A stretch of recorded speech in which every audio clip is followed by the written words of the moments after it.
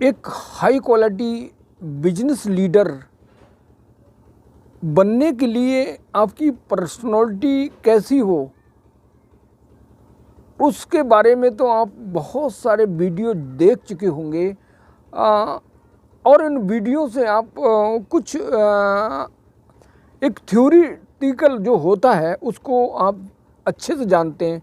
लेकिन एक business leader जो होता है, एक बिजनेस लीडर की थिंकिंग पावर किस तरह की होना चाहिए। जो बिजनेस लीडर अगर वो रियल में बिजनेस लीडर है तो वो किताबी बातों से हटकर ऐसे कीवर्ड्स, ऐसे टॉपिक्स और ऐसी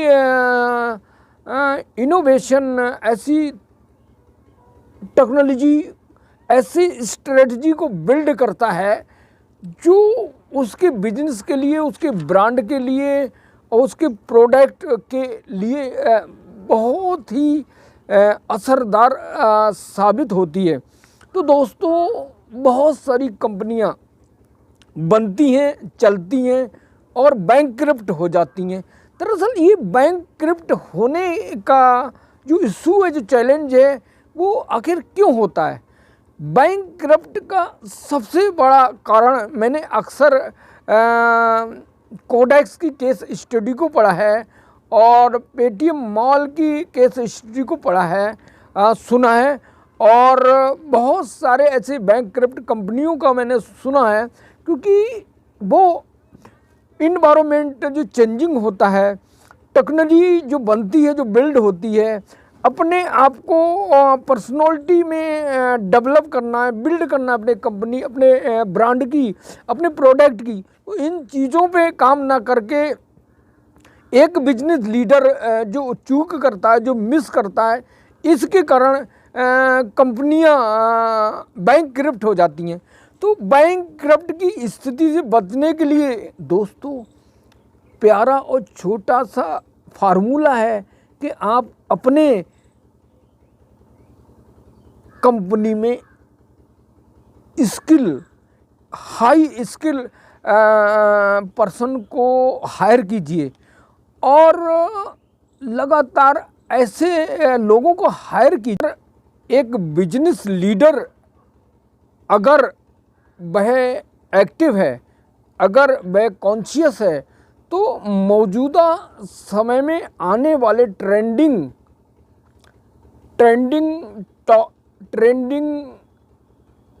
टेक्निक को समझना होगा। क्योंकि इन्वायरमेंट के बदलने से ट्रेंडिंग चेंज हो जाता है। अगर आपने फॉरकास्ट, पूर्व अनुमान की स्टडी नहीं की, तो जो आप काम कर रहे हैं वो उसमें फेल हो सकते हैं। इसलिए लगातार जो आपने जिस कंपनी को ज्वाइन किया, उस कंपनी की साइकोलॉजी को दूसरे लोगों की साइकोलॉजी से तुलना करना है। अपने काम को एक नए नवाचार, एक इनोवेशन के साथ करना है। अपनी कंपनी के लिए नई टेक्नोलॉजी बिल्ड करना है। तभी आप सफल हो सकते हैं और अपनी कंपनी को टॉप लीडरशिप में ले जा सकते हैं। दोस्तों, अगर इन चीज़ों को आपने अपडेटिंग पर, अब कंपनी के अपडेटिंग पर ध्यान नहीं दिया, तो बहुत बड़ा लॉस, बहुत बड़ा नुकसान उठा सकते हैं। इस नुकसान से बचने के लिए आपको अपने कंपनी के और कंपनी के जो दूसरे कंपटीटर हैं उन पर फोकस बनाकर रखना पड़ेगा। और साथ साथ आपको मार्केट की चेंजिंग ट्रेंड, जो चेंजिंग ट्रेंड एक ऐसा टॉपिक है, उस टॉपिक को, उस कीवर्ड्स को अपने दिमाग में अच्छे से घुसा लीजिए। क्योंकि अगर ट्रेंडिंग पे आपने काम नहीं किया तो आपका कंपटीटर आपको पछाड़कर, आपको गिराकर, आपको किलर पॉइंट के बल पर ख़त्म करके चला जाएगा। इसलिए दोस्तों, अपनी कंपनी को हाई लेवल पर पहुंचाने के लिए, स्केल अप करने के लिए लगातार काम कीजिए, लगातार सजग रहिए, जागरूक रहिए। अगर जागरूक रहेंगे तभी आप एक बेहतर लीडर कहलाएंगे। ठीक है, तो मैंने बड़ी मेहनत से कुछ नोट्स बनाए हैं दूसरे के वीडियो या बहुत सारे रिसर्च करके। ठीक है, तो यहाँ पर कुछ हाई लेवल लीडरशिप पर्सनालिटी को कैसे बिल्ड किया जाता है, उनमें कुछ पॉइंट्स हैं, उनकी बात करते हैं। ठीक है, तो आप में जब भी सोचें अपने प्रोडक्ट, अपने ब्रांड, अपने कंपनी के लिए, तो एक बड़ा सोचने की कला होना चाहिए आपको। ठीक है, दूसरा है प्रॉब्लम सॉल्व, और आपका प्रोडक्ट बन रहा है या बनने वाला है या मार्केट में रिसर्च करने के दौरान challenge solve, problem immediately solve. जो चैलेंज आपके साथ आए हैं, आपकी कंपनी में आए हैं, आपके प्रोडक्ट में आए, आपके ब्रांड पर आए हैं, तो उन चैलेंजों को ख़त्म करना है। ठीक है, अगला है लिमिट टाइम। जब भी डिसीजन लें तो लिमिट टाइम में लें। Okay, more responsible effort. ठीक है, ज़्यादा से अपने एफर्ट को रिस्पॉन्सिबल रखें। ठीक है, क्विक डिसीजन, बहुत जल्दी डिसीजन लें। ठीक है, और आर्ट ऑफ द थिंकिंग, जो मैंने शुरू की पॉइंट बनाए उन पॉइंटों को ध्यान रखते हुए अपने काम को करें।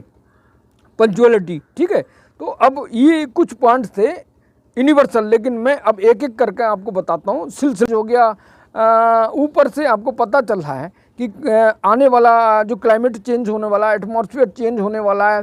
अब जैसे मान लीजिए जो कोडैक कंपनी थी, उस कोडैक कंपनी जो फिल्म बनाती थी, कैमरा फिल्म बनाती थी, मैंने स्टडी को सुना तो मुझे ऐसा मालूम हुआ कि अब वो युग जो बदल गया, वो टाइम था जो बदल गया। अब नया जब इनोवेशन आया तो डिजिटल युग आ गया। अब डिजिटल युग में जो कैमरा की जो रील का काम था वो पूरी तरह ख़त्म हो गया, लेकिन उन्होंने इतना अच्छे से इनोवेशन नहीं किया, इतनी टेक्नोलॉजी बिल्ड नहीं की, इसलिए वो कंपनी अरबों खरबों की बर्बाद हो गई, बैंकक्रप्ट हो गई दोस्तों। ठीक है, नंबर 4 है गिव द अदर चांस। अपनी टीम के जो लोग एक्टिव हैं, जो लेबरर्स हैं, उनको आप चांस दीजिए। 5 है इंस्पायर एंड मोटिवेट अदर्स। ठीक है, अपने साथ साथ दूसरों को मोटिवेट कीजिए। एक बात मैंने अक्सर देखा दोस्तों, कुछ लोग अपने ज्ञान को बांटते नहीं हैं। अगर आप अपने ज्ञान को दूसरों को बांटेंगे तो जब शेयरिंग होगी तो आप भी कुछ ज्ञान जो दूसरों को नहीं आता है वो आपको आ जाएगा, और आपको नहीं आता वो दूसरों को आ जाएगा। ठीक है, अगला है 6 कीप लर्निंग अपडेट। जो मैंने बताया, लर्निंग अपडेट, पढ़ते रहिए, स्किल बनते रहिए, स्किल अपडेट करते रहिए। ठीक है, और अपने आप को परखने के लिए भी मापदंड को तैयार कीजिए। ठीक है, give the strength the your team leader. अपने टीम लीडर की को चांस दें। ठीक है, अगला है the art of the solving problem, जो मैं पहले बता चुका हूँ। 9 नंबर है बी ए स्मार्ट लिसनर। दोस्तों, कम बोलना चाहिए और ज़्यादा सुनना चाहिए, और ज़्यादा सुन के ज़्यादा काम करना चाहिए। ठीक है, 10th है effective communication skill. Effective communication skill का मतलब है, अगर आपका आइडिया, आपका टैलेंट, आपके स्किल, आपकी टेक्नोलॉजी, आपका स्ट्रेटजी जो है उसको देख के दूसरे आपकी तरह काम करें, तो समझिए आप एक बेहतरीन, एक हाई लेवल के लीडर बन गए। इन बातों के अलावा मैं दोस्तों अपनी तरफ से बताता हूं, आप किसी भी कंपनी में ज्वाइन किए हों, कोई भी कंपनी में काम करते हैं, लेकिन सोशल रिस्पॉन्सिबल फंड को ज़रूर दें। सरकार का जो एमसीए द्वारा दिया गया वो तो खैर अलग है, लेकिन आप अपने तरफ से बहुत सारे काम कर सकते हैं। कहीं पर बाढ़ आ गई, कहीं पर ट्रेन पलट गई है, कहीं गर्मी पड़ रही है, पानी पिलाना, तो ऐसे समाज सेवा करिए। ये जो फार्मूला है ये बहुत ही पावरफुल फार्मूला है। आपको पता होगा दिब्रूगढ़ आसाम में रतन टाटा, भारत के उद्योगपति रतन टाटा ने एक और सरकार से मिलकर एक बहुत बड़ा कैंसर अस्पताल बनाया। दोस्तों, ये मिशन के साथ मैं भी काम कर रहा हूँ, और आप सबका आशीर्वाद की ज़रूरत है। अपने परिवार का ख्याल रखिए, जुड़े रहिए हमारे साथ साथ। बहुत बहुत शुभकामनाएं आपके काम के लिए, आपके बिजनेस के लिए, आपकी कंपनी के लिए, और बेहतर वीडियो लेकर आपके सामने हाजिर होऊंगा। Thank you so much watching this video.